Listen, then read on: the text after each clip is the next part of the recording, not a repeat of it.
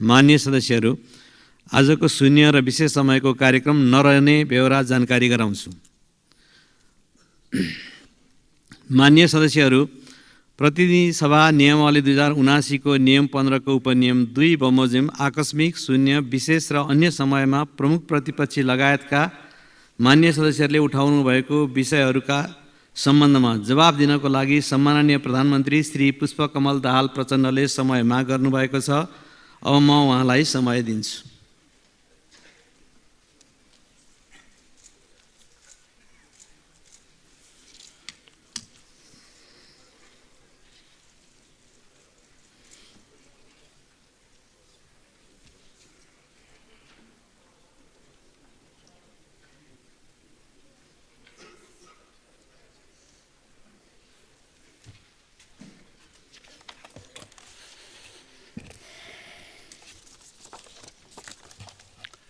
सम्मान्य सभामुख महोदय, म यहाँ प्रमुख प्रतिपक्षी दल नेपाली कांग्रेस लगायतका प्रतिपक्षी दलहरूले उठाउनु भएका प्रश्न र मागहरूको सन्दर्भमा जवाफ दिन यहाँ उपस्थित भएको छु।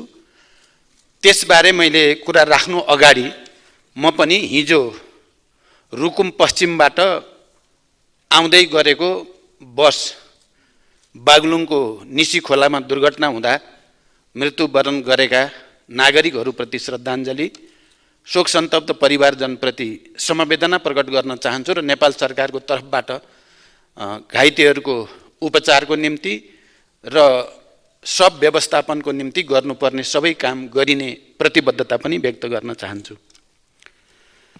अब म एउटा विशेष राजनीतिक परिस्थितिमा नयाँ गठबन्धनको सरकार बनेपछि सम्मानित संसदमा मान्य उपप्रधानमन्त्री तथा गृहमन्त्री रवि लामिछानेको विषयमा प्रतिपक्षी दलका मान्य सांसदहरूले उठाउनु भएको विषय प्रश्न पार्न चाहन्छु। मैले यो विषयलाई गतकालमा पनि मिडिया ट्रायल विभिन्न रूपमा चर्चा परिचर्चा हुँदै आएको थियो, तर यसको गम्भीरता कति हो, कति सत्य हो होइन भन्ने बारेमा त्यति धेरै गम्भीर रूपले हेर्ने स्थिति बनेको थिएन। तर अहिले सदनमा नेपाली कांग्रेस जस्तो लामो संसदीय अनुभव र इतिहास भएको पार्टीले यति गम्भीर रूपले उठाएपछि मैले पनि यसको जवाफ दिनुपर्ने सन्दर्भमा आफैले यसको बारेमा खोजबिन गर्ने, सम्बन्धित सरकारी निकायका रिपोर्टहरू र भनाइहरू चाहिँ अलि गहिरो गरी अध्ययन गर्ने मैले कोसिस गरेँ। त्यसको आधारमा म यो सम्मानित संसदमा आफ्नो कुरा राख्न चाहन्छु। मेरो सरकारको पहिलो प्राथमिकता नै सुशासन रहेको र सुशासन कायम गर्ने विषयमा कुनै पनि सम्झौता नहुने मैले यस सम्मानित सदनमा विश्वासको मत लिने क्रम र अन्य सन्दर्भमा पनि बडो स्पष्टसँग राख्दै आएको छु। सुशासनको सङ्कल्प लिएरै मैले सरकारको नेतृत्व गरेदेखि नै ठुल्ठुला भ्रष्टाचार, सुन तस्करी, जग्गा हिनामिना लगायतका काण्डहरूको छानबिन भइरहेको र यसलाई अझ प्रभावकारी बनाउँदै अगाडि बढेको तथ्य पनि म यो सम्मानित सदनलाई जानकारी गराउन चाहन्छु। यसमा मैले कसैलाई काखा कसैलाई पाखा होइन, दोषी जोसुकै भए पनि त्यो नछुटोस्, निर्दोष नपरोस् भन्ने मान्यतालाई दृढताको साथ पालन गर्दै पनि आएको छु। मैले लामो व्याख्या गर्नु पर्दैन, हालैका सबै घटनाक्रमहरूले पनि त्यो कुरालाई पुष्टि गरिरहेकै छन्। जहाँसम्म मान्य उपप्रधानमन्त्री तथा गृहमन्त्री रवि लामिछानेका विषयमा प्रतिपक्षी दलहरूले उठाउनु भएको कुरा छ, हालसम्मको अनुसन्धानले उहाँ सहकारीको सञ्चालक समिति, लेखा समिति, ऋण समिति, कर्मचारी लगायत कुनै पनि जिम्मेवारी र भूमिकामा नरहेको र अदालतमा विचाराधीन मुद्दामा पनि उहाँ कहीँ कतै जोडिएको देखिएको छैन। सूर्य दर्शन बचत तथा सहकारी संस्थाका 1000 भन्दा बढी बचतकर्ताले आफ्नो रकम हिनामिना गरेको भन्दै 2080 साउन 22 गते गरेको जाहेरी दरखास्तमा कसैको नाम किटिएको थिएन। यो दरखास्त उप प्रहरीले अनुसन्धान गरी बुझाएको प्रतिवेदनका आधारमा सहकारीको रकम हिनामिना गर्ने कार्यमा संलग्न भएको अभियोगमा 19 जनालाई प्रतिवादी कायम गरी कास्की जिल्ला अदालतमा 2080 असोज 18 गते मुद्दा दायर गरेको तथ्य स्पष्ट छ, जुन अदालतमा अझै पनि विचाराधीन छ। ती 19 जना मध्ये 4 जना पक्राउ परेका छन् भने बाँकीको प्रहरीले खोजी गरिरहेको छ। मूल उजुरी परेको 6 महिनापछि माघ 16 गते कास्की जिल्ला प्रहरी कार्यालयमा पूरक जाहेरी दिइएको थियो, जसमा मान्य रवि लामिछाने समेत 18 व्यक्ति तथा कम्पनीलाई विपक्षी बनाई जाहेरी दिइएको थियो। मूल उजुरीपछि थप प्रमाणहरू भेटिएमा पूरक जाहेरी दिई अनुसन्धान गर्ने सकिने प्रावधान हुन्छ नै, तर उक्त जाहेरीमा उहाँ सहकारी हिनामिनामा संलग्न भएको कुनै आधार र प्रमाण केही पनि पेश गरिएको छैन। एकपटक अनुसन्धान सकिएर अदालतमा मुद्दा दायर भइसकेको मुद्दामा यस्तो आधार प्रमाण बिनाको जाहेरी पुनः दर्ता गर्न आवश्यक नै हुँदैन सामान्यतः। त्यसैले प्रहरीले कानुन बमोजिम नै उक्त जाहेरी छुट्टै दर्ता गर्न समेत उपयुक्त ठानेन र दर्ता गरेन। फेरि उहाँको नाममा प्रवाह भएको भनिएको ऋण फर्चुट भएको देखिन आएकोले उहाँको हकमा अनुसन्धान गर्नुपर्ने नदेखिएको भन्ने प्रहरीबाट ब्रिफिङ पनि प्रष्ट शब्दमा भएको थियो। यो विषय उहाँ सरकारमा आउनुभन्दा अगाडिको विषय हो। त्यति बेलाको सरकारमा त अहिलेका प्रतिपक्ष नेपाली कांग्रेस स्वयं सहभागी हुनुहुन्थ्यो। त्यति बेलाको यो विषय हो। मान्य उपप्रधानमन्त्री तथा गृहमन्त्री रवि लामिछानेजीको पार्टी सरकारमा सहभागी हुने चर्चा चलेपछि, सरकारमा सहभागी भएपछि यो विषयलाई संसदको नियमित काम कारबाही प्रभावित हुने गरी उठाउनु कति जायज छ या छैन भन्ने विषय स्वयं प्रतिपक्षी दलका मान्य सदस्यहरूले बुझ्नुपर्ने विषय हो भन्ने मैले ठानेको छु। म फेरि पनि जोड दिएर भन्न चाहन्छु, सुशासन कायम गर्ने सवालमा म कुनै पनि सम्झौता गर्दिन। यसमा आफ्नो पार्टी र अरूको पार्टी भन्ने आग्रह र पूर्वाग्रह पनि मैले राखेको छैन र आउने दिनमा पनि कुनै हालतमा राख्ने छैन। यदि अनुसन्धानबाट केही कैफियत देखिएमा उहाँलाई कारबाही गर्ने कुरामा पनि कसैले रोक्न सक्ने छैन। यो कुरा पनि म प्रष्टसँग राख्न चाहन्छु। मुद्दा बुझाइसक्दासम्म उहाँको नाममा उजुरी निवेदन केही छैन। उजुरी पर्नासाथ राजीनामा दिने हो भने के हुन्छ?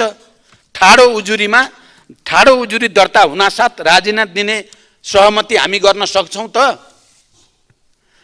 हैन, गृहमन्त्रीबाट चाहिँ हटाऊ, मुद्दा प्रभावित हुन्छ भन्न खोज्नु भएको हो भने प्रभावित पार्नेले अर्को मन्त्रालयमा बसे पनि प्रभावित पार्ला, सरकारमा बसे मात्रै पनि प्रभाव पार्न सक्ला। त्यसैले यो विषयलाई राजनीतिकरण नगर्न म अनुरोध गर्न चाहन्छु। लामो संसदीय अभ्यासको अनुभव भएको नेपाली कांग्रेस जस्तो पार्टीले यस्तो विषयलाई अनावश्यक राजनीतिकरण गर्नुभन्दा देशमा विद्यमान अन्य महत्त्वपूर्ण राजनीतिक विषयमा सदनलाई बहसमा ल्याउन म अपिल गर्न चाहन्छु।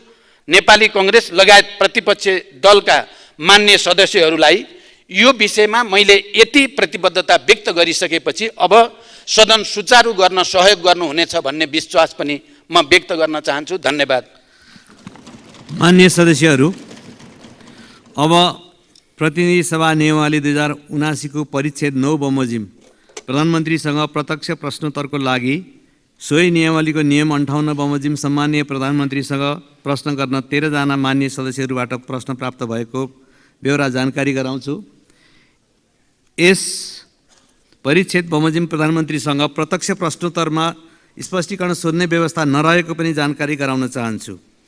मान्य सदस्यहरू, अब प्रधानमन्त्रीसँग प्रत्यक्ष प्रश्नोत्तर कार्यक्रम प्रारम्भ हुन्छ। सर्वप्रथम प्रश्नकर्ता मान्य श्री गोकुल प्रसाद बाँसकोटालाई सम्माननीय प्रधानमन्त्रीसँग प्रश्न सोध्न अनुमति दिन्छु। सम्माननीय सभामुख महोदय, म सभामुख महोदय मार्फत सम्माननीय प्रधानमन्त्रीज्यूलाई प्रश्न गर्न चाहन्छु। मध्य पहाडी पुष्पलाल लोकमार्ग पहाडी जनजीवनको लाइफलाइनको रूपमा रहेको छ, तर यो लामो भयो।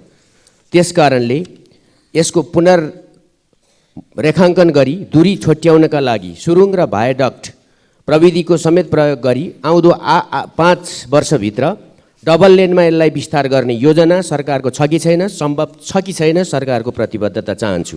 साथै आज ब्रेन ड्रेन नेपाली युवाहरूको भइरहेको छ र पढ्नका निम्ति अरबौँ बाहिर गइरहेको छ। अरू देशहरूले ब्रेन गेन गरिरहेको अवस्थामा नेपाली युवा विद्यार्थीहरूलाई आफ्नो देशप्रति विश्वास दिलाउने उद्देश्यसहितले चिनिया राष्ट्रपति सी जिनपिङ आउँदादेखि चर्चामा रहेको Madan Bhandari science and technology university बनाउने कुरा कहाँ पुग्यो? पाँचखाल नगरपालिका काभ्रे जिल्लाको 13,700 रोपनी जमिन त्यो युनिभर्सिटीको नाममा त्यहाँका जनताले सहयोग गरेर निःशुल्क नै उपलब्ध गराएका छन्। अब यो कहिले बन्छ? यसको टेन्डर पनि एकपल्ट भएको थियो, त्यो भएन। त्यसैले यो बन्छ वा बन्दैन, निर्माण कार्य कहिले सुरु हुन्छ, म यो भन्न चाहन्छु। सँगसँगै प्रधानमन्त्रीज्यू आफैले धेरैपल्ट भन्नुभएको छ जलविद्युतमा फड्को मार्ने। त्यसो हो भने यो काभ्रे, रामेछाप, सिन्धुपाल्चोक जिल्लामै त्यो एउटा स्थानीय र क्षेत्रीय तहमा गेम चेन्जर रहेको सुनकोशी तेस्रो परियोजना जुन बङ्गलादेशसितको सहकार्यमा गर्ने भनिएको छ, त्यसको निर्माण कार्य कहाँ पुगेको छ र त्यसलाई तीव्रता दिन सरकारको योजना के कस्तो छ? एउटा तितो र यथार्थ पनि राख्न चाहन्छु सँगसँगै प्रश्नमा। केपी ओली सरकार हुँदा काभ्रे जिल्लाको भुम्लु गाउँपालिकाको 7 र 8 नम्बर वडाका जनताले नापीको समस्याका कारणले वर्षौँदेखि 31 सालदेखि 50 वर्ष भयो आफ्नो कमाई आएको जग्गा नापीको कारणले मात्रै पूर्जा पाउन सकेका छैनन्। त्यहाँ कार्यालय राखिएको थियो र आजसम्म छैन। न उनीहरूले औषधि उपचार गर्न पाउँछन्, न बैङ्कमा राख्न पाउँछन्। यो समस्या त्यो कार्यालय उठाउने काम पनि अघिल्लो सरकारले गर्यो। अब यो के हुन्छ र कार्यालय किन उठाएको, त्यहाँका जनताले कहिले आफ्नो जमिनको पूर्जा पाउँछन्? धन्यवाद। प्रधानमन्त्रीज्यूको जवाब चाहन्छु। अब सम्माननीय प्रधानमन्त्री श्री पुष्पकमल दाहाल प्रचण्डलाई उक्त प्रश्नको जवाब दिन अनुमति दिन्छु। सभामुख महोदय, मान्यज्यूले मध्य पहाडी लोकमार्ग, मदन भण्डारी विश्वविद्यालय, सुनकोशी तेस्रो जलविद्युत परियोजना र जनताले जग्गा धनी प्रमाणपत्र नपाएको विषयमा जिज्ञासा राख्नु भएको छ। पूर्वमा 5 थरको चिवा भन्ज्याङदेखि पश्चिममा बैतडीको झोलाघाटसम्म मध्य पहाडी भूभागलाई यातायात सञ्जालमा जोडी आर्थिक, सामाजिक, सांस्कृतिक, पर्यटकीय, कृषि, ऊर्जा, शैक्षिक लगायत समग्र क्षेत्रको विकास गर्ने मूल रणनीतिक उद्देश्यले मेरो पहिलो प्रधानमन्त्रीत्वको कार्यकालमा 2065 साल फागुन 26 गते मध्य पहाडी लोकमार्ग निर्माणको रेखाङ्कन गरिएको थियो। मध्य पहाडी राजमार्गको कुल लम्बाइ 1879 किलोमिटर मध्ये हालसम्म 1259 किलोमिटर सडक डेडिकेटेड डबल लेनमा स्तरोन्नति भइसकेको छ भने 137वटा पुल मध्ये 33वटा पुल निर्माण सम्पन्न भइसकेको छ। राजमार्गका कतिपय स्थानमा सुरुङ तथा अग्ला पुलहरू निर्माण गरी राजमार्गलाई छोटो र सुरक्षित बनाउने विषय नेपाल सरकारको उच्च प्राथमिकतामा रहेको छ। निर्माण सम्पन्न भइसकेपछि आवश्यक र सम्भव भएका बाँकी स्थानमा डेडिकेटेड डबल लेनमा स्तरोन्नति गरिनेछ। मदन भण्डारी विज्ञान तथा प्रविधि विश्वविद्यालयको 2टा भवन मकवानपुरको चितलाङमा निर्माण भएको र पाँचखाल नगरपालिकामा विश्वविद्यालय अनुदान आयोगको सिफारिस समेतका आधारमा मित्र राष्ट्र चीन सरकारको सहयोगमा संरचना निर्माणका लागि प्रक्रिया अघि बढाइसकिएको जानकारी मान्य सदस्यलाई गराउन चाहन्छु। सुनकोशी तेस्रो जलविद्युत आयोजना संयुक्त रूपमा कार्यान्वयनका लागि नेपालका तर्फबाट नेपाल विद्युत प्राधिकरण तथा बङ्गलादेशका तर्फबाट बङ्गलादेश पावर डेभलपमेन्ट बोर्डलाई लाइन एजेन्सी तोकिएको छ। दुई देशबीचको सचिव स्तरीय बैठकको निर्णय अनुसार संयुक्त लगानीको कम्पनी स्थापना गर्ने प्रक्रिया अघि बढिसकेको छ। आयोजनाको अध्ययन प्रतिवेदन, डिजाइन तथा ड्रइङ सम्बन्धी कागजातहरू बङ्गलादेश पक्षलाई उपलब्ध गराइएको छ। काभ्रे जिल्लाको भुम्लु गाउँपालिकाको वडा नम्बर 7 र 8 का जनताले नापीको समस्याका कारणले 50 वर्षदेखि जग्गा धनी प्रमाणपत्र पाउन नसकेको विषयमा म जानकार छु। त्यस क्षेत्रमा 2032-33 सालतिर नापी हुँदा फिल्ड बुकमा 90% सम्म दर्ता भइसक्दा पनि सीमाना विवाद लगायतका कारणले स्थानीयबाट विरोध हुँदा प्रमाणपत्र दिने काम हुन सकेको थिएन। पछिल्लो समयमा यातायात पूर्वाधार निर्माण, अनौपचारिक रूपमा जग्गाको स्वामित्व हस्तान्तरण लगायतका कारणले साबिकमा नाप जाँच हुँदा र अहिलेको अवस्थामा फरक हुन आएको कारण दर्तामा समस्या देखिएको छ। तयार भएका जग्गा धनी प्रमाणपत्र वितरण गर्न तथा बाँकी काम शीघ्र सम्पन्न गर्न निर्देशन दिइसकेको सम्मानित सदनलाई जानकारी गराउन चाहन्छु। धन्यवाद। अब प्रश्नकर्ता मान्य श्री चन्द्रबहादुर विश्वकर्मा।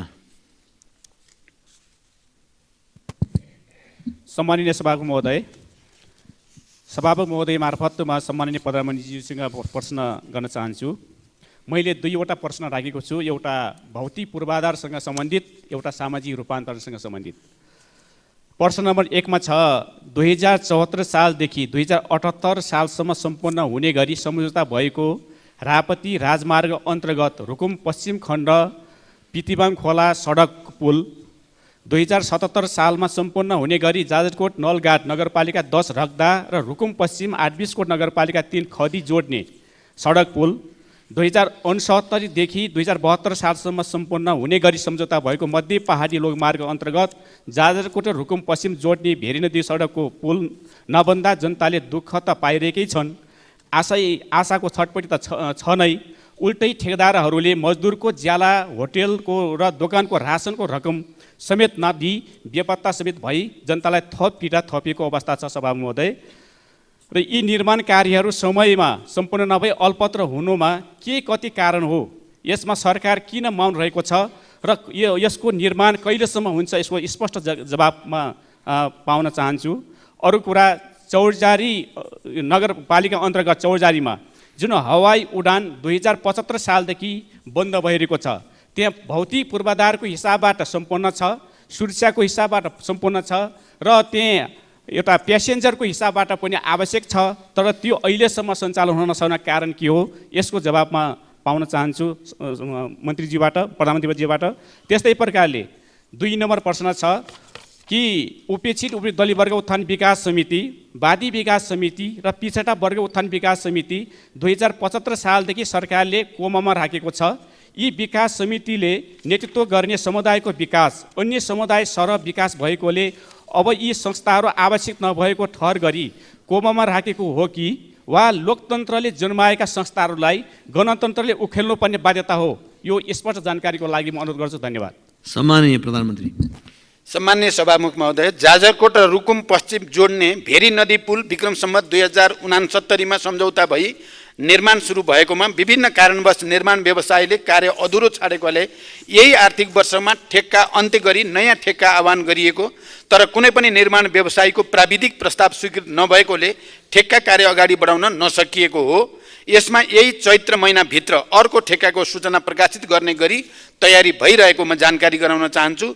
पितिबाङ खोला पुल समयमा नै निर्माण नगरिएपछि ठेक्का तोड्न सूचना जारी गरिएकोमा सम्बन्धित निर्माण व्यवसायी सम्पर्कमा आएको र काम सम्पन्न गर्ने प्रतिबद्धता व्यक्त गरेको जानकारी पनि म माननीय सदस्यलाई गराउन चाहन्छु। रुकुम पश्चिमको चौरजारी विमानस्थल सुचारू गर्न आवश्यक प्रबन्ध गरी सञ्चालन गर्ने व्यवस्था मिलाउन सरकार प्रयत्नशील रहेको जानकारी पनि म गराउन चाहन्छु। मान्यज्यूले उल्लेख गर्नुभएका उपेक्षित उत्पीडित दलित वर्ग उत्थान विकास समिति, वादी विकास समिति र पिछडा वर्ग उत्थान विकास समितिका समस्याहरूको बारेमा सरकार जानकार छ। सामाजिक, सांस्कृतिक, राजनीतिक तथा आर्थिक रूपमा ऐतिहासिक विभेदमा परेका दलित लगायतका समुदायको संविधान प्रदत्त अधिकारको रक्षा गर्ने विषयलाई अत्यन्त गम्भीरताको साथ सरकारले लिएको छ। दलित क्षेत्रमा क्रियाशील नागरिक सङ्घ संस्था, नागरिक अगुवा तथा राष्ट्रिय दलित आयोग लगायतका निकायसँगको परामर्शमा दलित विकास प्राधिकरण स्थापना गर्न सरकारले पहल गर्ने विषयमा यसअघि नै मैले सम्मानित सदनलाई जानकारी गराएको स्मरण गराउन चाहन्छु। धन्यवाद। अब प्रश्नकर्ता मान्य सदस्य श्री गंगा प्रसाद यादव।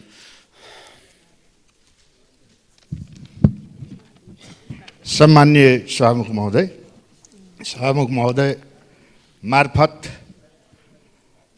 पुनर्गठित मन्त्री परिषदका प्रधानमन्त्रीज्यू लगायत प्रधानमन्त्रीज्यू, मन्त्रीज्यूहरूमा सबभन्दा पहिले सफलताको शुभकामना व्यक्त गर्न चाहन्छु। साथसाथै सभामुखज्यू मार्फत सम्मान्य प्रधानमन्त्रीज्यूलाई मेरा यी 2 प्रश्नहरू रहेका छन्। पहिलो प्रश्न, राष्ट्रपति चुरे संरक्षण कार्यक्रमको बजेट कटौतीका कारण तराई मधेस मरुभूमिमा परिणत भइरहेको छ। तराई मधेसलाई मरुभूमिकरणबाट जोगाउन आगामी योजना के छ?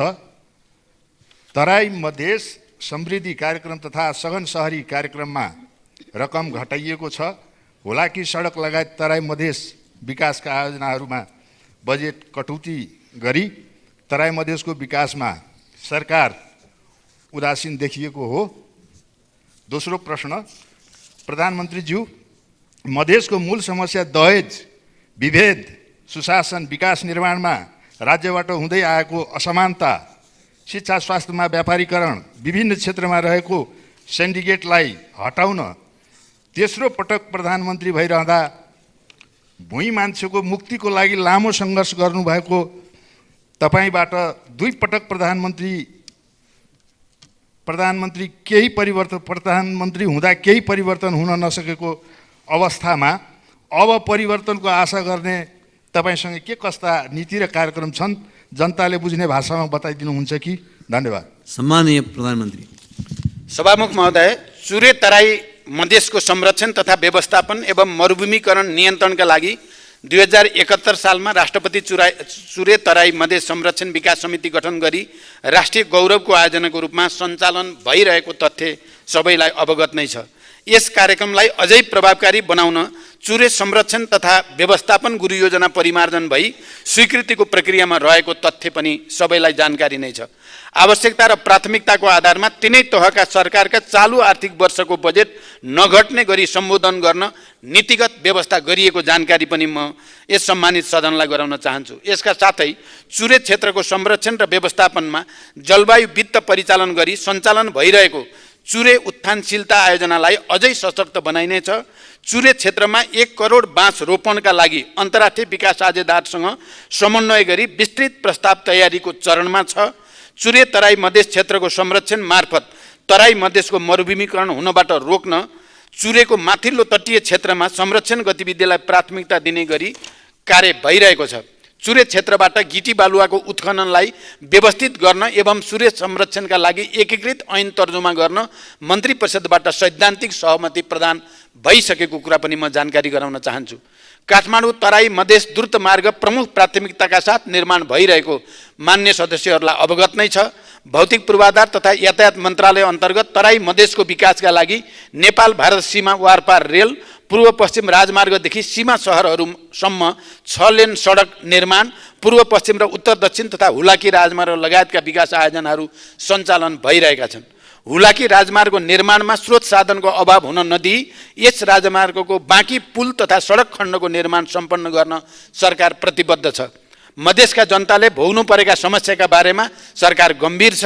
सरकारले मधेसका जनतालाई सामाजिक न्यायको प्रत्याभूति दिन मिटर ब्याज लगायतका सामन्ती शोषणका कैयौँ जालोहरू भत्काउँदै गएको यहाँहरूलाई अवगत नै छ। दहेज, सामाजिक विभेद लगायतका कैयौँ शोषणका स्वरूपहरू अन्त्य गरी मधेसी जनतालाई न्याय दिन, शिक्षा स्वास्थ्यमा पहुँच कायम गर्न तथा रोजगारी र जीविकोपार्जन सुनिश्चित गर्न सरकार प्रतिबद्ध रहेको छ।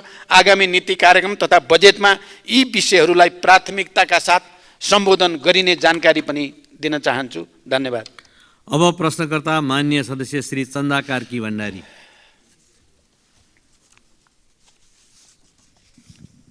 माननीय सभामुखज्यू, हुन त मैले सोध्नुपर्ने प्रश्नको क्वेसन चाहिँ पहिले नै आउट भइसकेको छ।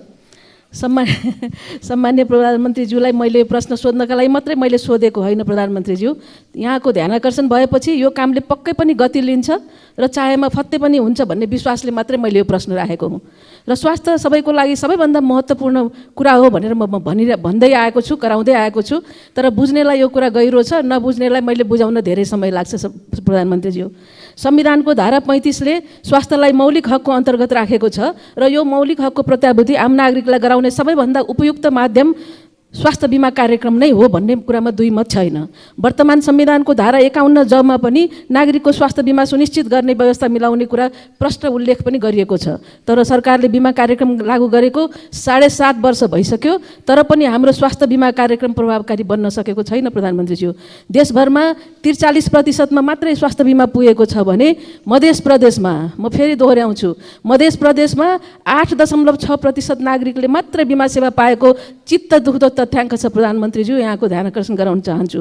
कर्णाली र सुदूरपश्चिमको हालत पनि त्यस्तै छ। यसको कार्यान्वयनमा भएको यस्तो कमजोरीको कारण के होला? प्रधानमन्त्रीज्यू, बिमितहरूको लागि गुणस्तरीय स्वास्थ्य सेवा, तोकिएको औषधिको उपलब्धता र उपचार प्रक्रिया नभएर हो कि स्वास्थ्य संस्था पहुँचमा नहुँदा योगदानको प्रिमियम बुझाउनु पर्ने कुनै औचित्य नभएर हो कि अस्पतालहरूलाई बिमितको औषधि उपचार खर्च बापतको भुक्तानी बिमा बोर्डले समयमा नदिएर हो कि निजी क्षेत्रको अस्पताल र मेडिकल कलेजहरूलाई संलग्न गराउन नसकेर हो कि स्वास्थ्य बिमा बोर्डमा आवश्यक दक्ष जनशक्ति नभएर स्वास्थ्य बिमा बोर्ड आफै बिरामी भएर हो कि स्थानीय तहमा बिमा ज्ञान सम्बन्धी अन्तर्क्रिया हामीले गर्न नसकेर हो कि प्रधानमन्त्रीज्यू अब सरकारले जनतामा कसरी स्वास्थ्य बिमाको पहुँच बढाउने हो र बिमाका आधारमा सन् 2030 सम्ममा सबैका लागि स्वास्थ्य सेवा सुनिश्चित गर्न लिएको लक्ष्य हामीले कसरी पुरा गर्ने होला? धन्यवाद। सम्माननीय प्रधानमन्त्री।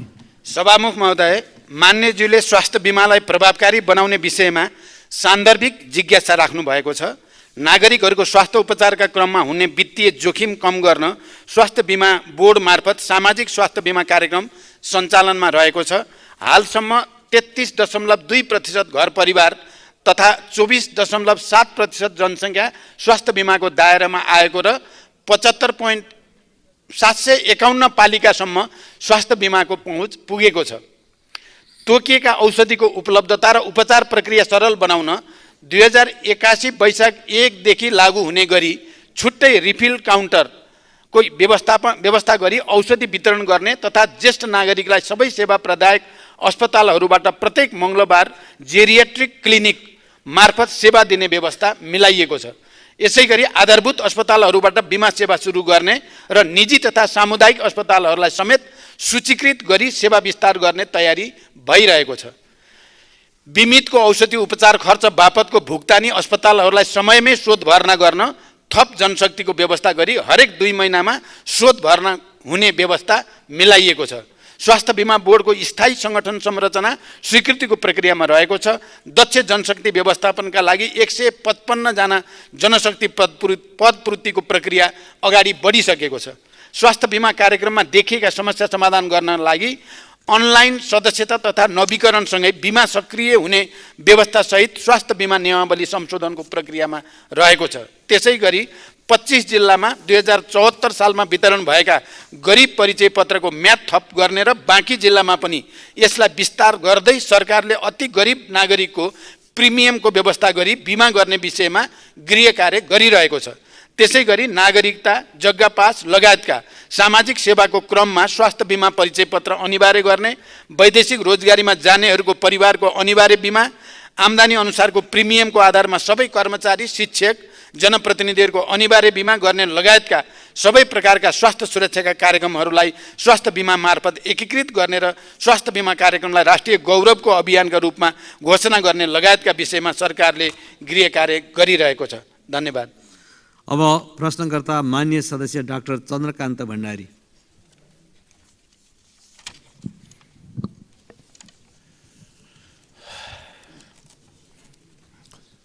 सम्मानीय सभामुख महोदय, सभामुखजी मार्फत सम्मानीय प्रधानमन्त्रीज्यूलाई म केही प्रश्नहरू राख्न चाहन्छु, साथै जिज्ञासा पनि।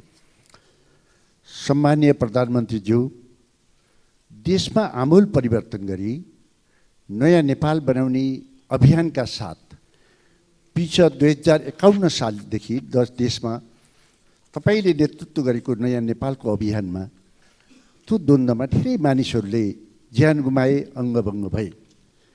यसैलाई आधार मानेर हामीले संविधान बनायौँ।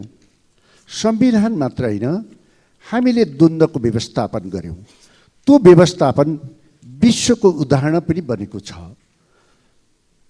त्यो अभियानले मुलुकलाई आमूल परिवर्तन गर्नुपर्ने हो, आर्थिक सामाजिक रूपले। र तपाईलाई जनताले धेरै आशा पनि गरेका थिए। तर आज अझ बढी गरिबी, अरू बढी अराजकता, अरू बढी कुशासन, अरू बढी आर्थिक अनुशासनहीनता बढिरहेको छ। भ्रष्टाचारको त हामी कुरै नगरौँ, जुन कुरा मैले हिजो पनि बोलेको छु। तपाईको अनुभवमा यसको समाधानको उपाय के होला? देशमा देखेका परेका यस्ता तमाम समस्याहरू समाधान गर्न तपाईको कार्ययोजना के छ? दोस्रो, नेपालमा वर्षमा झन्डै 50-60 हजार व्यक्तिहरू जलनबाट पीडित हुने गरेका छन्। जलनको उपचार अत्यन्त खर्चिलो र पीडादायक हुन्छ। नेपालमा यसको उपचारको लागि आधुनिक अस्पतालको अभाव मात्र होइन, छैन। गरिबीका कारण विदेशमा उपचार गराउन नसक्ने कयौँ व्यक्तिहरूले मृत्युवरण गर्नु परेको छ। जलनको उपचारका लागि अस्पताल निर्माण गर्न नेपाल सरकारले 2079 फाउनमा निर्णय पनि गरेको थियो। यसको लागि हामीसित जग्गा पनि छ, हामीसित पैसा पनि छ नेपाल ट्रस्टमा, जसको कानुनी व्यवस्था गरिएको छ, तसर्थ हालसम्म कार्यान्वयन हुन सकेको छैन। यो निर्णयलाई कार्यान्वयन गर्न जलवन अस्पताल निर्माणका लागि कहिले प्रधानमन्त्रीबाट शिलान्यास हुन सक्छ, यो जानकारी चाहन्छौँ। साथै प्रधानमन्त्रीजी, म ध्यानाकर्षण गराउन चाहन्छु, निर्वाचन क्षेत्र सडकहरू छन् हाम्रा छन्, जो अहिले पिचको निम्ति तयार भएर बसेका छन्। यदि हामीले अहिले बजेटहरू छुट्याउ 15-20 करोड छुट्यायौँ भने हामी काम गर्न सक्छौँ, होइन भने सरकारको अरबौँ लस हुन सक्छ। यसपट्टि म ध्यान आकर्षण गर्न चाहन्छु। धन्यवाद। सम्माननीय प्रधानमन्त्री। सभामुख महोदय, मान्यज्यूले अत्यन्त संवेदनशील र महत्त्वपूर्ण प्रश्न गर्नुभएको छ। मैले यस सम्मानित सदन समक्ष विश्वासको मत लिने क्रममा समेत यसबारेमा आफ्ना धारणाहरू राखिसकेको छु।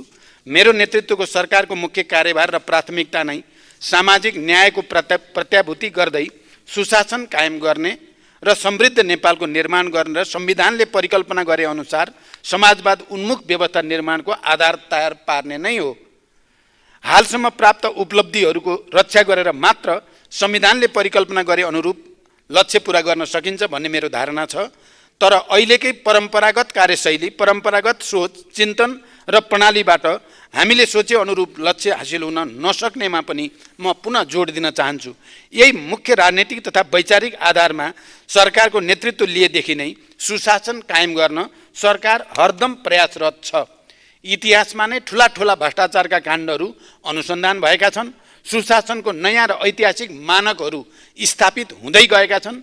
त्यसै गरी गरिबीको अन्त्य गर्न, सामाजिक निराशालाई चिर्न, आर्थिक प्रणाली तथा जनतालाई प्रत्यक्ष प्रत्याभूति हुने किसिमका सामाजिक सुरक्षा, रोजगार लगायतका कतिपय कार्यहरू अघि बढेको यहाँहरूलाई अवगत नै छ।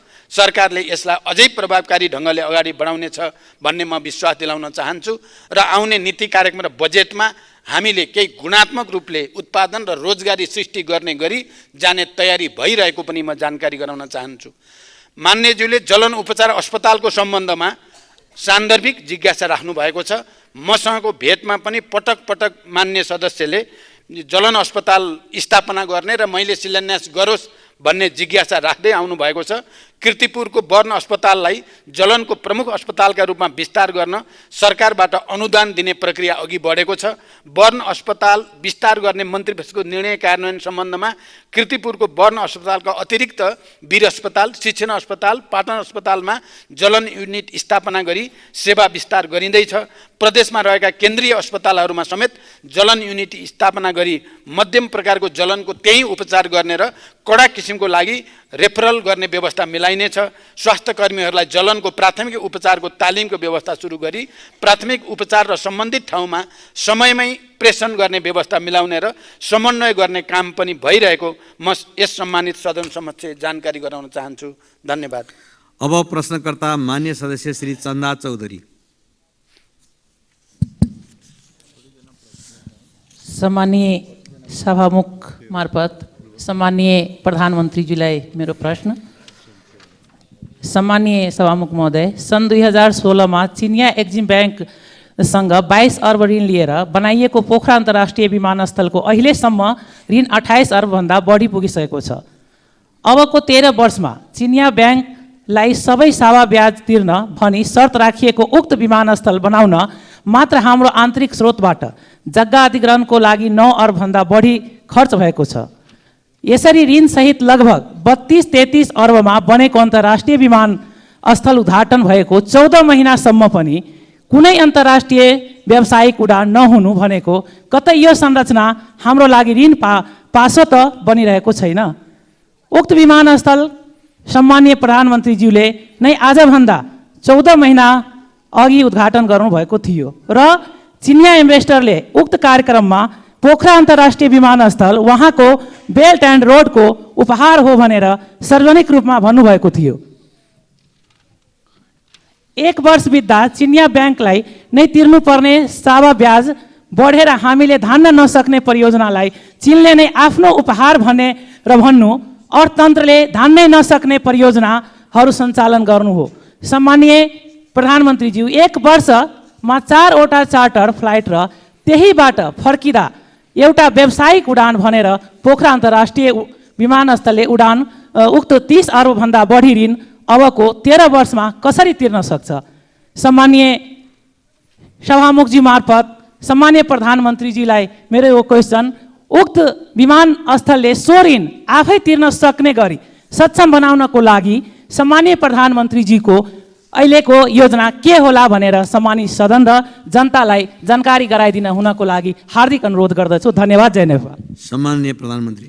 सभामुख महोदय, पोखरा विमानस्थलबाट अन्तर्राष्ट्रिय उडान सञ्चालन तथा व्यवस्थापनका लागि सार्वजनिक निजी साझेदारीको आधार तयार गर्न समिति गठन भई कार्य भइरहेको जानकारी गराउन चाहन्छु।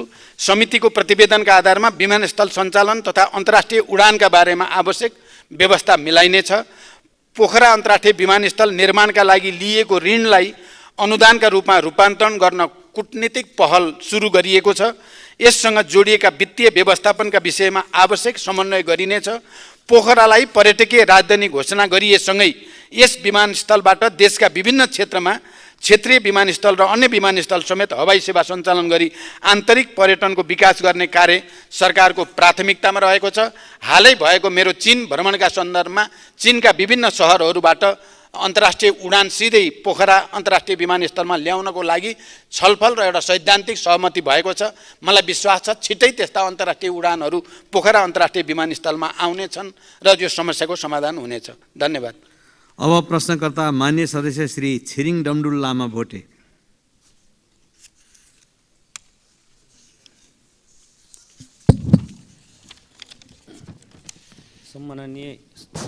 सम्माननीय सभामुख महोदय मार्फत सम्माननीय प्रधानमन्त्रीज्यूलाई मेरो जिज्ञासा छ। 21औं शताब्दीमा पनि नेपाली राजनीतिमा अब यहाँ परिवर्तन पटक परिवर्तन हुँदा पनि हालसम्म हिमाली जिल्ला हुम्लालाई राष्ट्रिय सडक सञ्जाल र राष्ट्रिय प्रसारण लाइनसम्म नजोडिनु विडम्बना हो। अब हुम्लामा सडक र विद्युत कहिले जोडिन्छ? 2, कर्णाली कोरिडोर अन्तर्गत खुलालु हिल्सा सलिसल्ला खण्डको रु 4 अरब 53 करोड बहुवर्षीय ठेक्का पहिलेको अर्थमन्त्रीज्यूले सहमति दिनु भएन, के कारणले हो कि अब नयाँ सरकार र नयाँ अर्थमन्त्रीज्यूले यो गौरवको योजनालाई सहमति दिन्छ कि दिँदैनन्? दिए भने कति समय लाग्छ? अब साथै यो मृत्यु मार्गमा परिचित कर्णाली कोरिडोरलाई जीवन मार्गमा कहिले बदल्छ? हुम्लाको विकास, सिङ्गो हिमाली क्षेत्रको विकास गणतन्त्र नेपालको प्रथम प्रधानमन्त्री र हाल तेस्रो पटकसम्म देशको नेतृत्व भएको बेला हाम्रो पालामा र राम्रो विकास नगरे कसले गर्छ? कहिले हुन्छ? अब के अबको बजेटमा हिमाली क्षेत्रलाई, हुम्लालाई लगायत सबै दुर्गम जिल्लालाई समान बजेट वितरण गर्छ? हुम्लालाई सडक, विद्युत, स्वास्थ्य र शिक्षाको पहुँच केन्द्र सरकार काठमाडौँ सरकारसँग कहिलेसम्म जोडिन्छ? सम्माननीय प्रधानमन्त्रीज्यूलाई मेरो जिज्ञासा यही छ। धन्यवाद। सम्माननीय प्रधानमन्त्री। सभामुख महोदय, हुम्ला जिल्लाको सदरमुकाम सिमीकोटलाई चालु आर्थिक वर्षभित्रै राष्ट्रिय सडक सञ्जालसँग जोड्ने गरी नेपाली सेना र सडक विभाग अन्तर्गत काम भइरहेको जानकारी म गराउन चाहन्छु। कर्णाली कोरिडोर र कर्णाली राजमार्ग समेतको सडकको अवस्था सुधार गर्न आवश्यक बजेट व्यवस्था गरिएको छ। कर्णाली कोरिडोरतर्फ सिमीकोटमा र पिलीचौरमा 2वटा योजना कार्यालय स्थापना गरी काम अगाडि बढिरहेको छ। कर्णाली राजमार्गतर्फ सडक डिभिजन सुर्खेत र जुम्लाबाट काम भइरहेको छ। खुलालु सल्लिसल्ला खण्डको सुधारका लागि बहुवर्षीय योजना ठेक्का गरिने र आगामी आर्थिक वर्षको बजेटमा समेत कर्णाली कोरिडोरलाई उच्च प्राथमिकतामा राखिने जानकारी पनि म मान्य सदस्यलाई गराउन चाहन्छु। कर्णाली प्रदेशका डोल्पा, जुम्ला, मुगु तथा हुम्ला जिल्लामा विद्युतीकरण विस्तारका लागि गत आर्थिक वर्षमा नै ठेक्का व्यवस्था भएको र डिजाइन ड्रइङ स्वीकृति भइसकेको छ। जुम्ला सदरमुकामसम्म 33 केबी प्रसारण लाइन विस्तार भएको र जुम्लाबाट मुगु सदरमुकाम तथा मुगु सदरमुकामबाट हुम्ला जिल्ला सदरमुकाम तथा अन्य स्थानमा समेत विद्युतीकरण गर्न ठेक्का सम्झौता गरिएको छ। निर्माण व्यवसायबाट आगामी 2 वर्षभित्र 33 केबी क्षमताको प्रसारण लाइन निर्माण सम्पन्न गरी विद्युतीकरण विस्तार गर्ने योजना रहेको बेहोरा समेत म यस सम्मानित सदनलाई जानकारी गराउन चाहन्छु। हुम्ला लगायत पूर्वाधारका दृष्टिले पछाडि परेका कर्णालीका जिल्लाहरूको समग्र पूर्वाधार तथा सामाजिक विकासको विषय सरकारको उच्च प्राथमिकतामा रहेको छ। मान्य सदस्यहरूलाई थाहै छ, मेरो हालै सम्पन्न चीन भ्रमणका सन्दर्भमा हुम्लाको सदरमुकामलाई जोड्ने गरी हिल्सा सिमीकोट सडकको बारेमा एउटा सहमति भएको छ। चीन सरकारले त्यसमा अनुदान सहयोग गर्ने सहमति भइसकेको जानकारी पनि म गराउन चाहन्छु। धन्यवाद। अब प्रश्नकर्ता मान्य सदस्य श्री जनार्दन शर्मा। सम्मान्य सभामुख महोदय मार्फत सम्मान्य प्रधानमन्त्रीलाई म प्रश्न गर्न चाहन्छु। सङ्घीय लोकतान्त्रिक गणतन्त्रको ऐतिहासिक उपलब्धिहरूलाई समाप्त पार्ने आवाजहरू उठिरहेको सन्दर्भ छ। यस्तो अवस्थामा सरकारले संविधान कार्यान्वयन गरी सङ्घीयतालाई प्रभावकारी बनाउन पहल गर्न आवश्यक छ। सङ्घीयतालाई प्रभावकारी बनाउन कानुनहरू निर्माण गर्नमा ढिलाइ भइरहेको छ। यो अवस्थालाई अन्त गरी सङ्घीयता कार्यान्वयनका लागि महत्त्वपूर्ण ऐनहरू निर्माण गरी प्रदेश र स्थानीय तहलाई प्रभावकारी बनाउन आवश्यक छ। यस सन्दर्भमा सरकारले निर्णय गरी कार्यान्वयन गर्न सक्ने कतिपय कामहरू पनि ढिला हुन गइरहेको छ। यस सन्दर्भमा जस्तो प्रदेश प्रहरी समायोजनको कामबारे आलटाल भइरहेको समायोजन कहिले हुन्छ भनेर म सोध्न चाहन्छु। त्यसै गरी अर्को कुरा, यो नेपाल एउटा विभिन्न खालको जोखिममा रहेको छ र भूकम्पको ठुलो जोखिममा छ। जाजरकोटको रामीडाँडा बजाङ डोटीमा गएको भूकम्पले गरेको क्षतिको पुनर्निर्माण गर्न बजेटको व्यवस्था गरी कामहरू कुन मितिबाट प्रारम्भ गरिनेछ भन्ने कुरा प्रश्न पारिदिनु भएमा आभारी हुने थिएँ। धन्यवाद। सम्मान्य प्रधानमन्त्री। सभामुख महोदय, सङ्घीयता कार्यान्वयन गर्न आवश्यक ऐन निर्माणका लागि राष्ट्रिय सभाको विधान समिति र सङ्घीयता कार्यान्वयन अध्ययन तथा अनुगमन संसदीय विशेष समितिले दिएको सुझाव कार्यान्वयन गर्ने विषय सरकारले उच्च प्राथमिकतामा राखेको छ। यस अनुरूप निजामती कर्मचारीसँग सम्बन्धित ऐन लगायत कतिपय ऐनहरू मस्यौदा तयार भई सम्मानित सदनमा प्रवेश भइसकेका छन् र कतिपय मस्यौदाको चरणमा रहेका छन्। लामो समयदेखि प्रतीक्षा गरिएको सङ्घीय निजामती ऐन सदनमा दर्ता भइ नै सकेको छ।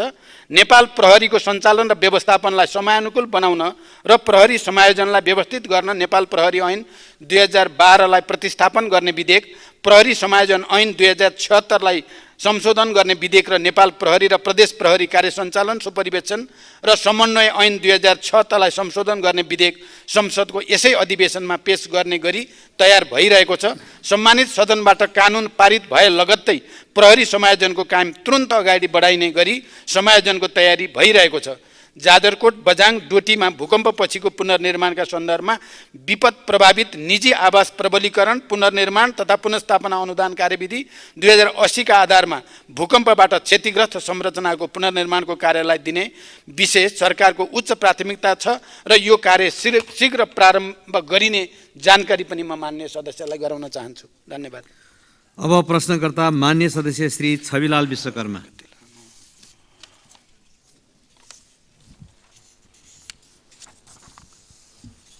सम्माननीय सभामुख महोदय, मैले प्रतिनिधित्व गर्ने रूपन्देही निर्वाचन क्षेत्र नम्बर 1 समेतका नेपाली जनताका तर्फबाट यो सम्मानित सदनमा सम्माननीय प्रधानमन्त्रीज्यूबाट निम्न प्रश्नहरूको जवाब चाहन्छु। आज पनि यो देशमा लाखौँ लाख जनता भूमिहीन, सुकुम्बासी र अव्यवस्थित बसोबासी छन्। देशको संविधानले मौलिक हकमा नै यिनको अधिकारलाई सुनिश्चित गरेको छ। भूमिहीन दलितको हकमा सोको कार्यान्वयन गर्न कानुन समेत बनिसकेको छ। कानुनमा 3 वर्षभित्र जग्गा उपलब्ध गराउने भनिएको छ। त्यो 3 वर्ष कहिले आउँछ प्रधानमन्त्रीज्यू? यस प्रकार वर्षौँ वर्ष जमिन भोग चलन गरेका तर आफ्नो नाममा केही नभएका राष्ट्रिय आवास कम्पनीको आलटालले पीडित यी अव्यवस्थित बसोबासीको समस्या कहिले सम्बोधन हुन्छ? पुस्ता दर पुस्ता सुकुम्बासी हुन बाध्य यी जनतालाई लाल पूर्जा चाहियो, आश्वासन अब चाहिएन, पुग्यो। हामी भन्दैछौँ व्यवस्था बदल्यौँ, अब जनताको अवस्था बदल्छौँ। यो संविधानको मुख्य विशेषता भनेको सङ्घीयता, लोकतन्त्र, गणतन्त्र, समानुपातिक समावेशिता र धर्मनिरपेक्षता हुन्। यसमा कुनै दुविधा छैन। तर समाजको संरचनामा पिँधमा रहेका लगभग 14% दलित जनताको प्रतिनिधित्व हामीले कता खोज्ने हो? संविधानको कार्यान्वयन कसले गर्ने हो? स्वयं प्रधानमन्त्रीज्यूको नेतृत्वमा रहेको मन्त्री परिषदको संरचनामा यी तस्बिर किन परेनन्? प्रदेश सरकारदेखि राज्यका सबैजसो नीति निर्माण र कार्यान्वयनका महत्त्वपूर्ण क्षेत्रमा यी पङ्क्तिहरू किन वञ्चित छन्? देशको संविधान उल्लङ्घन गर्ने अधिकार सम्माननीयज्यूलाई कसले दियो? हरेक पाइला पाइलामा जातपात र छुवाछुतको भेदभावले अन्यायमा पारिएका, हेपिएका तर आफ्नो कला, सिप र श्रमले सिङ्गो समाजको सेवा गर्दै आएका यी दलित जनताले मानव मर्यादा कहिले पाउँछन्? परम्परागत कला र सिपले प्रोत्साहन कहिले पाउँछ? जवाब चाहियो। सम्मानीय सभामुख महोदय, हाम्रो दक्षिणतर्फ छिमेकी भारतसँग लगभग 1800 किलोमिटर खुला सीमा छ। सिमानामा माटोको रक्षा गरेर बसेका नेपाली जनता बिना पोसाकका सिपाही हुन्, रक्षक हुन्, तर ती सताइएका छन्, गरिबीको मारमा तिनै परेका छन्। पारीको पुलिस प्रशासनले अनेक बहानामा दुःख दिएको छ, वारिकाले पनि कम शास्ति दिएका छैनन्। सीमावर्ती जनताको सुरक्षा, विकास पूर्वाधारदेखि तिनको जीवनमा बदलाव ल्याउनका निम्ति सरकारको के योजना छ? महामानव गौतम बुद्धको जन्मस्थल लुम्बिनीको बृहत्तर विकासको गुरु योजनाले कहिले मूर्तता पाउँछ? बुद्ध मावला देवदह र बुद्धकालीन प्राकृतिक सम्पदा रोहिणी नदीको संरक्षण र करिडोर सहितको विकासको पहलमा सरकारले ध्यान नदिँदा बुद्ध जन्मस्थल लुम्बिनीमा आउने विदेशी पर्यटकले त्यस समयको अर्थात् बुद्धकालीन समयको रोहिणी नदी खोज्ने, तर हामीले विद्रूप नदी देखाउनु पर्ने स्थितिको अन्त्य कहिले हुन्छ? सम्माननीयज्यू, हरेक परिवर्तनको लागि योगदान दिने, खास गरी पछिल्लो बेलामा लोकतन्त्र गणतन्त्रको लागि भारत स्थित लाखौँ लाख प्रवासी नेपालीले काम सम्पन्न भएपछि कहिल्यै राज्यबाट स्नेह पाएनन्, सम्बोधन पाएनन्, समस्याको सम्बोधन समेत भएन। उनीहरू भन्छन् खोलो तर्यो, लौरो बिर्स्यो। रोजगारीको सिलसिलामा इजरायल पुगेका कञ्चनपुरका विपिन जोशीलाई इजरायली विद्रोही पक्ष हमासले कब्जामा लिई हालसम्म पनि बेपत्ता बनाएको छ। उनको अवस्था के छ? जवाब पाऊँ। धन्यवाद। सम्माननीय प्रधानमन्त्री। सभामुख महोदय, भूमिहीन दलित, भूमिहीन सुकुम्बासी र अव्यवस्थित बसोबासीको समस्या सम्बोधन गर्न गठित राष्ट्रिय भूमि आयोगबाट हालसम्म 5300 परिवारलाई जग्गा धनी प्रमाणपत्र वितरण गरिसकिएको र 728 स्थानीय तहसँग आयोगले सम्झौता गरिसकेको स्थिति छ। हालसम्म 14,36,400 भन्दा बढी निवेदनहरू सङ्कलन भएकोमा 10,47,122 निवेदन कम्प्युटरमा प्रविष्ट गरिसकिएको छ।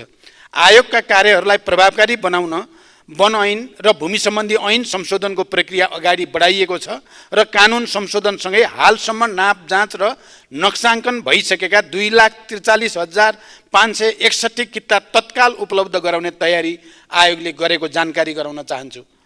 राष्ट्रिय आवास विकास कम्पनी मार्फत देशका विभिन्न स्थानमा आफ्नो स्वामित्व र भोगाधिकार रहेको फुटकरतर्फ 3,043 बिघा 4 कट्ठा 2 धुर र जग्गा धनी प्रमाणपत्र भएको 172 बिघा 4 कट्ठा 8 धुर गरी कुल 3215 बिघा 8 कट्ठा 10 धुर जग्गामा साबीको पुनर्वास कार्यक्रम अन्तर्गत तत्त स्थानमा बसोबास गरिरहेका सोबासीहरूलाई घणेरी उपलब्ध गराउने नीति रहेको छ। त्यसअनुसार हालसम्म 207 परिवारलाई घणेरी उपलब्ध गराइएको छ। घणेरी उपलब्ध गराउन बाँकी 12,453 परिवारलाई आवश्यक कानुनी एवं नीतिगत व्यवस्था गरी यथाशीघ्र घणेरी वितरण गरिनेछ।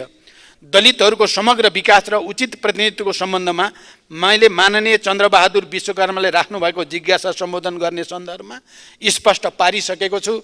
अहिलेको हाम्रो क्याबिनेटमा पनि दलितहरूको प्रतिनिधित्व हुने कुरा पनि म प्रश्न गर्न चाहन्छु।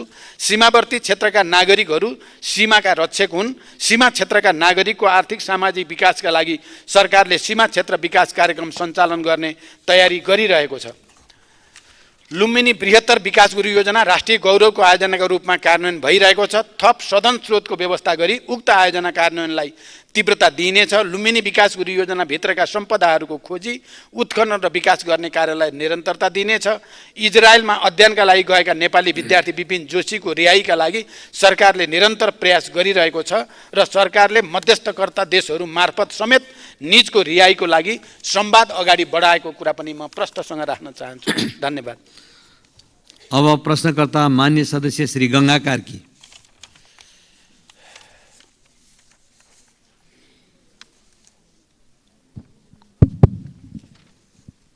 सम्माननीय सभामुखज्यू, सभामुख मार्फत सम्माननीय प्रधानमन्त्रीज्यूलाई मेरा प्रश्न यस प्रकार छन्। ललिता निवास भुटानी शरणार्थी सुनकाण्ड लगायतका फाइल खोलेर अपराधमा संलग्नलाई कारबाहीको दायरामा ल्याएकोमा वर्तमान प्रचण्ड सरकारलाई धन्यवाद दिन चाहन्छु। प्रधानमन्त्रीज्यू, बाँकी भ्रष्टाचारीका फाइलहरू खुल्छन् कि खुल्दैनन्? दुग्ध पदार्थ, माछा, कुखुराको मासुमा आत्मनिर्भर भएको मुलुकमा बिचौलियाको कारणले किसानहरू अत्यन्त मारमा परेका छन्। यसको समुचित व्यवस्थापन गर्न सरकारको योजना के छ? दूध उखु र निर्माण व्यवसायको सरकारले तिर्न बाँकी बक्यौता रकम फर्स्यौट गर्न किन ढिलासुस्ती भएको? दोलखालाई पर्यटकीय जिल्ला घोषणा गर्न सरकारको नीति के छ? दोलखाको खरीढुङ्गा स्थित म्याग्नेसाइट उद्योग कहिलेदेखि सञ्चालन हुन्छ? के दोलखाको फलाक नाका खोल्ने कुरा यो वर्षको नीति तथा कार्यक्रममा पर्छ? तामाकोशी तेस्रो हाइड्रो पावर जलसायुक्त बन्नुपर्छ, नत्र बन्न दिँदैनौँ भन्ने कुरामा दोलखालीहरू एकमत छन्। सरकारको योजना के छ? धन्यवाद। सम्मानीय प्रधानमन्त्री। सभामुख महोदय, भ्रष्टाचारको छानबिनको सम्बन्धमा मैले यसअघि नै माननीय चन्द्रकान्त भण्डारीको प्रश्नको जवाफ दिने क्रममा सरकारको धारणा राखिसकेको छु। मेरो नेतृत्वको सरकार गठन भएदेखि नै सरकारले भ्रष्टाचार विरुद्ध शून्य सहनशीलताको नीति लिँदै आएको छ र यो नीति निरन्तर जारी रहनेछ।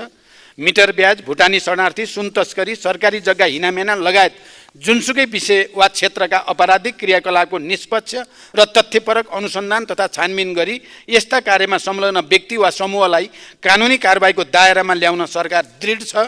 भ्रष्टाचार नियन्त्रण गर्न आवश्यक नीतिगत, कानुनी तथा संस्थागत सुधार गर्ने विषय सरकारको उच्च प्राथमिकतामा रहेको छ। नेपाली कृषकहरूको निरन्तरको प्रयासबाट दूध, माछा र कुखुराको मासु उत्पादनमा देश आत्मनिर्भरताको नजिक पुगेको स्थिति छ। यसलाई स्थायित्व दिन सरकार निरन्तर प्रयत्नशील छ। दूध, माछा र कुखुराको मासुको मूल्य श्रृङ्खलालाई कृषकमुखी बनाउन उद्योगसँग खरिद सम्झौता एवं बाई ब्याक ग्यारेन्टी गरी साझेदारीमा उत्पादन, सङ्कलन, प्रशोधन, भण्डारण तथा बजारीकरणका कार्यक्रमहरू केन्द्रित गरिएका छन्। उखु किसानहरूले प्रोत्साहन अनुदान बापत पाउने गत वर्षको 1 अरब 32 करोड रुपियाँ भुक्तानी गरिसकिएको छ।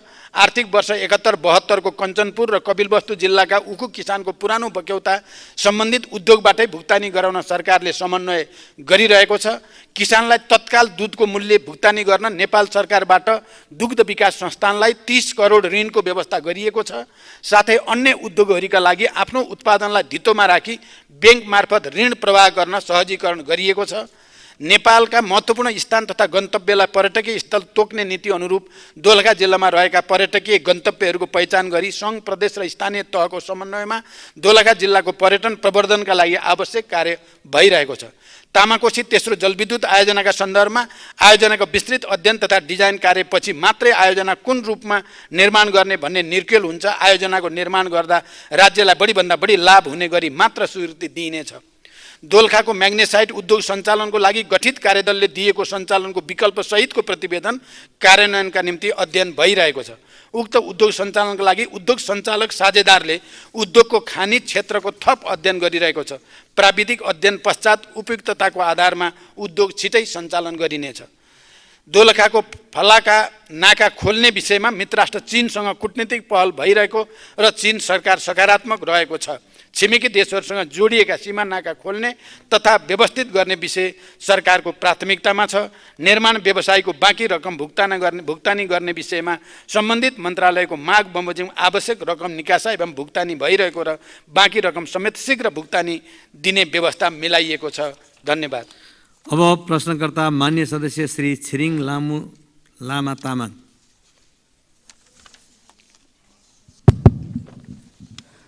सम्माननीय सभामुख महोदय, सभामुख मार्फत मेरो सम्माननीय प्रधानमन्त्रीज्यूलाई प्रश्न यस प्रकार छ।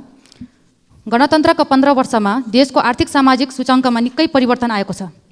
अँध्यारोमा रहेको देशले उज्यालो प्राप्तिको आधार र आशा थपिदिएको छ। सम्माननीयज्यू, तपाईँ पहिलोपटक देशको प्रधानमन्त्री हुँदा अर्थतन्त्रको आकार बढेको थियो।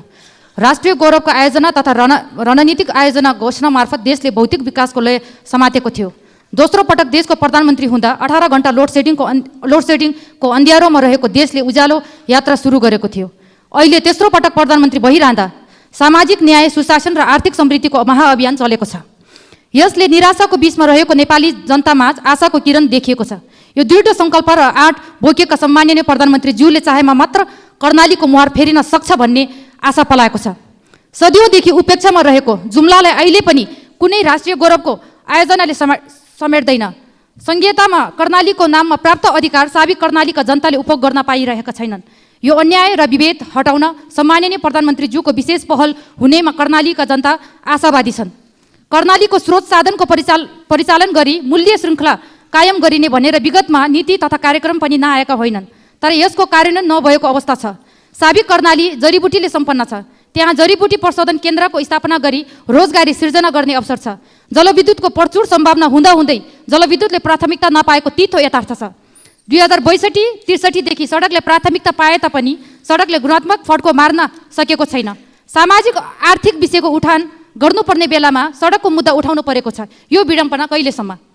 त्यसैले जुम्ला र माथिल्लो कर्णालीको मुहार फेर्ने स्याउ तथा सिमी विकास बोर्डको गठन, जडीबुटी सङ्कलन तथा प्रशोधन केन्द्र स्थापना, जुम्लामा रहेको स्वास्थ्य विज्ञान प्रतिष्ठानलाई नेपालकै मेडिकल क्षेत्रको नमुना शैक्षिक संस्था बनाउन आवश्यक बजेट र पूर्वाधार विकास, जुम्ला एयरपोर्टलाई विस्तार कार्यालयलाई रणनीतिक महत्त्वको रूपमा कहिले अगाडि बढाउनुहुन्छ? गत वर्ष नीति तथा कार्यक्रममा कर्णाली र सुदूरपश्चिममा एयर एम्बुलेन्स स्थापना गर्ने भनिएको थियो। अहिलेसम्म त्यो कार्यक्रम किन कार्यान्वयन भएन? माथिल्लो कर्णालीका शैक्षिक जनशक्ति र राजनीतिक जनशक्तिको संरक्षण र अभिभावकत्व कसरी गर्नुहुन्छ? धन्यवाद। सम्माननीय प्रधानमन्त्री। सभामुख महोदय, कर्णाली प्रदेशको आर्थिक तथा सामाजिक रूपान्तरणका विषयमा सरकार गम्भीर छ। कर्णाली लगायतका प्रदेशहरूलाई समृद्ध बनाउन नै हामीले लामो सङ्घर्ष मार्फत सङ्घीय लोकतान्त्रिक गणतन्त्रको स्थापना गरेका हौँ। यही तथ्यलाई मध्यनजर गरेर गत वर्षको बजेटमा कर्णाली प्रदेशमा तुलनात्मक रूपमा सबभन्दा बढी बजेट विनियोजन भएको तथ्य मान्यज्यूहरूलाई अवगत नै छ। पूर्वाधारको कमी, गरिबी, दुर्गम र पिछडिएको क्षेत्रका रूपमा चिनिएको कर्णालीलाई समृद्ध कर्णालीमा रूपान्तरण गर्न तिनै तहका सरकारबाट एकीकृत प्रयास भइरहेको छ। कर्णाली क्षेत्रमा हुने जडीबुटी लगायत कृषि र वनजन्य उत्पादन प्रवर्धन, पर्यटन विकास र प्राकृतिक स्रोतको समुचित उपयोग मार्फत विकास र समृद्धिको अपार सम्भावना रहेको कर्णालीको मुहार फेर्न नेपाल सरकार प्रतिबद्ध छ। कर्णाली र सुदूरपश्चिम प्रदेश लक्षित एयर एम्बुलेन्स स्थापना गर्ने सम्बन्धमा सरकारले हाल विपदमा परेका नागरिक र गर्भवती महिलाहरूको उद्धारका लागि नेपाली सेनाको हेलिकप्टर 24 घण्टा नै सुर्खेतमा राख्ने व्यवस्था मिलाइएको छ। यसबाट जाजरकोटमा 358, रुकुम 21, जाजरकोटमा 358, रुकुम 21 जना भूकम्प प्रभावित नागरिकहरूको उद्धार गरिनुको साथै तथा कर्णाली प्रदेशका 221 जना र सुदूरपश्चिम प्रदेशका 107 जना महिलाहरूलाई सेवा प्रदान गरिसकिएको छ। धन्यवाद। अब प्रश्नकर्ता मान्य सदस्य श्री गोमा लाभ सापकोटा।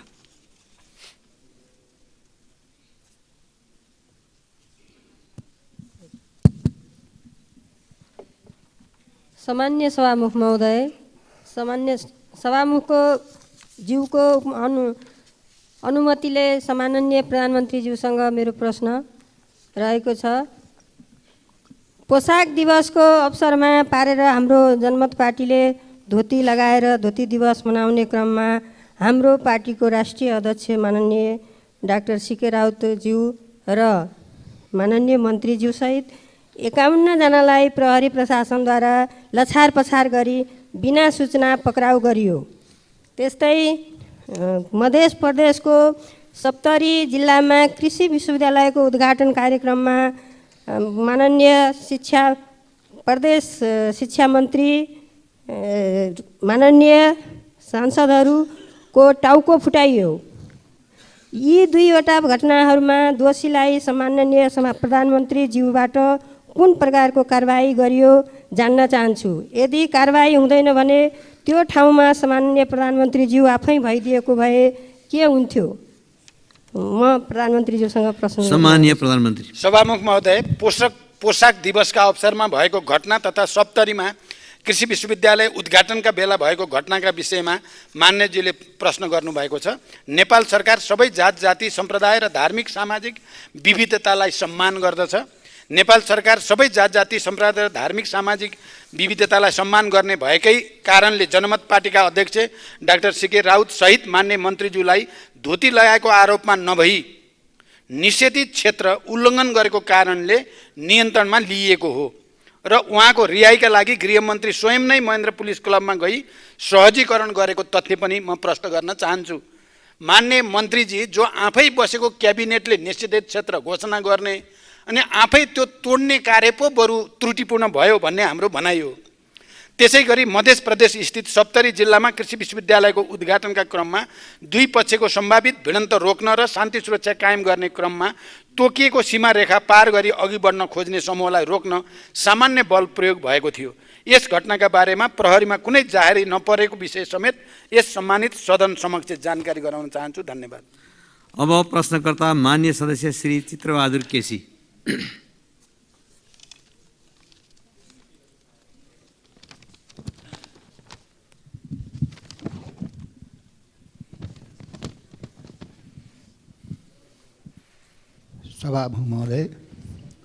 सभामुख महोदय मार्फत सम्मानीय प्रधानमन्त्रीलाई मैले छोटो प्रश्न गर्न चाहन्छु। धेरै लामा प्रश्न भूमिका म बाँधेर उहाँको समय खेर हाल्दिनँ। सम्मानीय प्रधानमन्त्रीज्यू, बागलुङबाट गलकोट सेवा केन्द्र लैजाने प्रतिबद्धता जनाउनु भएकोमा हालसम्म किन कार्यान्वयन भएन? यति हो मेरो प्रश्न। सम्मानीय प्रधानमन्त्रीज्यू। सभामुख महोदय, मान्य चित्रबहादुर केसीजीले पक्कै मलाई पटक पटक बागलुङबाट गलकोट सेवा केन्द्र लैजाने बारे राख्नु भएको छ र मैले त्यसको प्रतिबद्धता पनि व्यक्त गरेको छु।